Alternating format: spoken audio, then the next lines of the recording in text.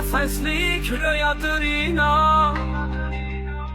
Gah sevinç getirer, gahdaki hicran. Bir könül salamat kalar cahanda.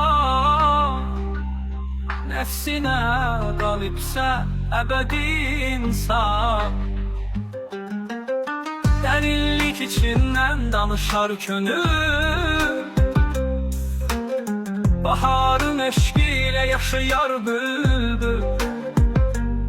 Fikir dəryasında mənalı sözüm. Həqqin tarlasında bir əmin sümbül. Ömrün hər anında qürurla gəzər. Düşməyə möhtacdır yüksəlmək bəzər. Gah sınar, gah bəla ruhun yoğrular. Kamala çatmaq üçün mənə görəsən.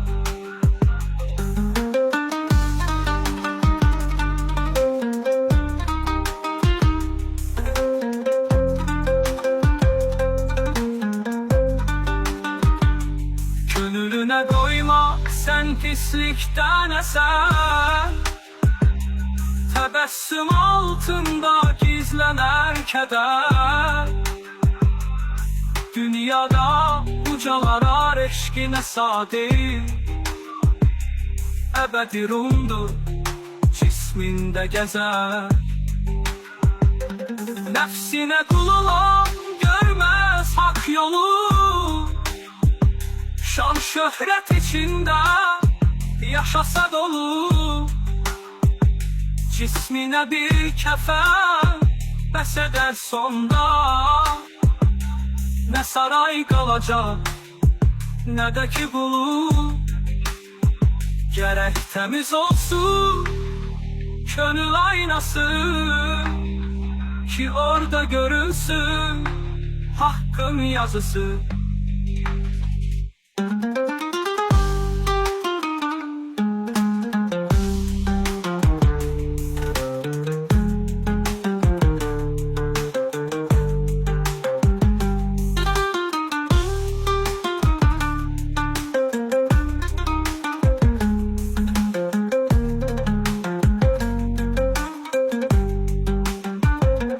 Könlünə qoyma sən pislikdən əsər. Təbəssüm altında gizlənər kədər. Dünyada ucalar eşqinə sadir. Əbədi rumdur, cismində gəzər. Nəfsinə qul olan görməz haqq yolu. Şan şöhrət içində yaşasa dolu. Cisminə bir kəfən bəs edər sonda. Nə saray qalacaq, nə də ki qulu. Gərək təmiz olsun könül aynası, ki orada görünsün haqqın yazısı.